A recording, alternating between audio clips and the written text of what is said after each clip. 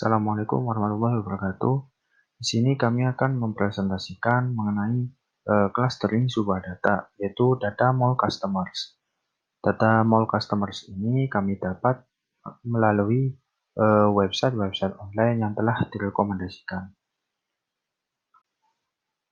Nah, data tersebut nantinya akan diaplikasikan menggunakan model pembelajaran mesin. Bisa supervised learning atau unsupervised learning. Tapi tahukah kalian perbedaan mengenai supervised learning dan unsupervised learning? Supervised learning adalah sebuah pendekatan di mana sudah terdapat data yang dilatih dan terdapat variabel yang ditargetkan, sehingga tujuan dari pendekatan ini adalah mengelompokkan suatu data ke data yang sudah ada. Sedangkan unsupervised learning adalah tidak memiliki data latih, sehingga dari data yang ada, kita mengelompokkan data tersebut menjadi 2 bagian atau 3 bagian, dan seterusnya.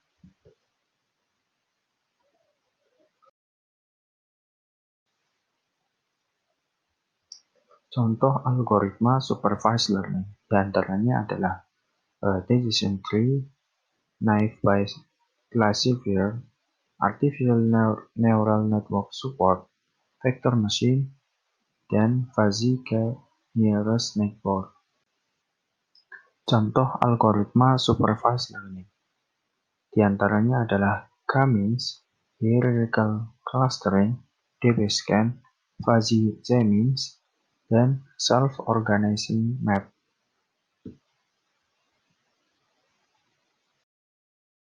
K-means clustering merupakan salah satu metode clustering non-hierarki yang berusaha mempartisi data yang ada ke dalam bentuk satu atau lebih cluster. Metode ini mempartisi data ke dalam cluster sehingga data yang memiliki karakteristik yang sama dikelompokkan ke dalam satu cluster yang sama. Di dalam dataset yang kita dapatkan, terdapat beberapa variabel. Di antaranya ada ID customers, kemudian ada gender, kemudian ada umur, kemudian ada pendapatan per tahun, dan yang terakhir ada skor pengeluaran. Namun, variabel yang nantinya akan digunakan hanya ada 2. Yang pertama itu adalah pendapatan per tahun. Kemudian yang kedua ada skor pengeluaran. Selanjutnya adalah langkah-langkah algoritma K-means pada software RStudio. Yang pertama yaitu install dan panggil package berikut yang ada di layar. Nantinya package tersebut akan sangat berguna bagi jalannya algoritma nanti. Selanjutnya adalah membaca data yang telah kita simpan di dalam folder kita. Sebagai contoh, di situ kita membaca data yaitu dataset mallcustomer.csv. Kemudian kita juga bisa menampilkan data-data teratas yang ada di dalam dataset tersebut. Selanjutnya kita bisa melihat ringkasan data yang ada di dalam dataset tersebut. Di situ kita bisa melihat bahwasanya variabel gender itu masih berbentuk karakter dan masih belum numerik, sehingga nantinya kita akan ubah menjadi numerik. Setelah itu, kita lakukan pre-processing pada variabel gender. Tujuan dari pre-processing ini adalah untuk mentransformasikan data mentah ke dalam format yang sesuai untuk dianalisis.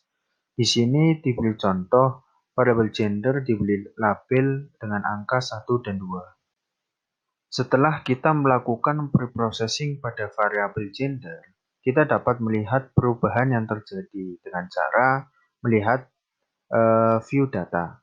Di situ dapat terlihat bahwasanya gender itu sudah dipetakan menjadi angka 1 dan 2. Setelah melihat perubahan data yang telah di pre-processing pada variabel gender sebelumnya, jika kita ingin melihat struktur data tersebut, kita dapat menuliskan str data.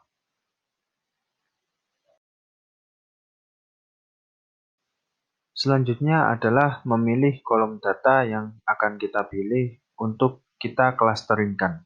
Di sini saya memilih kolom 4 dan kolom 5, yaitu pendapatan per tahun dan skor pengeluaran.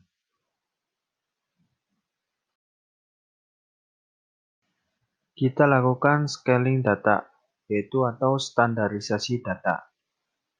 Fungsi scale di sini tujuannya untuk menyamakan satuan dari datanya.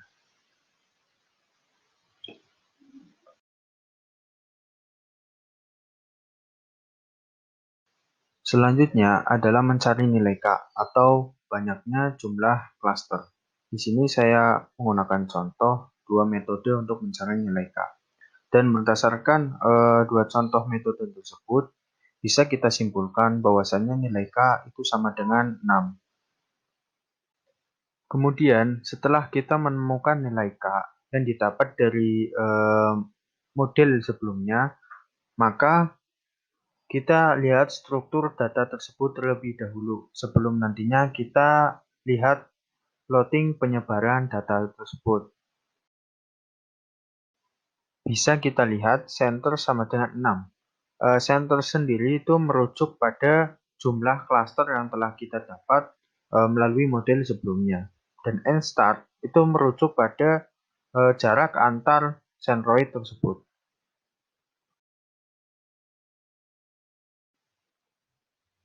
Kemudian kita visualisasikan sebaran data yang ada. Sebaran data tersebut kita visualisasikan melalui plot. Nah, di situ bisa terlihat sebaran data sudah mulai diklasterkan dan berbeda warna. Masing-masing warna itu menunjukkan klaster yang berbeda.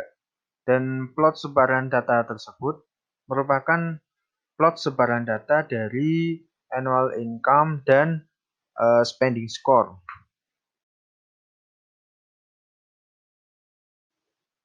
Kemudian, kita bisa analisis klaster dengan metode K-means dengan cara memanggil perintah K-means. Nanti hasilnya akan bisa dilihat rata-rata klaster. Kemudian kita juga bisa melihat kelompok klaster. Maksudnya, di dalam klaster 1 itu ada berapa data. Di cluster 2 ada berapa data, dan seterusnya. Kita juga bisa melihat jumlah kuadrat per cluster. Kita plotting cluster tersebut. Setelah kita plotting cluster tersebut, bisa dilihat cluster yang dihasilkan sejumlah 6 dan telah membentuk kelompok-kelompok data yang masing-masing memiliki centroid. Kemudian, kita bisa melihat karakteristik tiap klaster. Contoh pada klaster 1 itu memiliki nilai annual income paling tinggi di antara klaster yang lainnya. Namun, berbanding terbalik dengan spending score, di mana klaster 1 nilai spending score-nya itu paling rendah di antara klaster-klaster yang lainnya. Langkah terakhir, kita lakukan evaluasi terhadap model yang didapatkan. Ketika model yang didapatkan dibandingkan dengan data gender yang sebelumnya ada, didapat masih banyak kesalahan. Karena banyaknya kesalahan tersebut, maka model yang telah kami dapatkan ini masih belum cukup akurat untuk memodelkan data-data lainnya yang sejenis. Lalu, apa saja sih kekurangan algoritma K-means ini? Yang pertama, karena penunjukan centroid dilakukan secara acak, maka terkadang hasilnya bagus sekali, kadang juga bisa meleset. Kekurangan yang kedua, karena sifatnya yang harus diulang-ulang, maka untuk data yang sangat besar akan membutuhkan waktu proses yang lama, sehingga kurang efisien. Di balik kekurangan, pasti ada kelebihan. Berikut adalah kelebihan K-means. Yang pertama, cukup teliti karena bisa dilakukan berulang-ulang sampai kepada variasi klaster yang paling kecil. Kemudian, mudah untuk diimplementasikan. Kelebihan yang ketiga, suatu data masih ada peluang pindah ke klaster yang lebih dekat, sehingga masih bisa didapatkan model klaster yang lebih baik lagi. Mungkin sekian yang dapat kami sampaikan, kurang lebihnya mohon maaf sebesar-besarnya. Wassalamualaikum warahmatullahi wabarakatuh.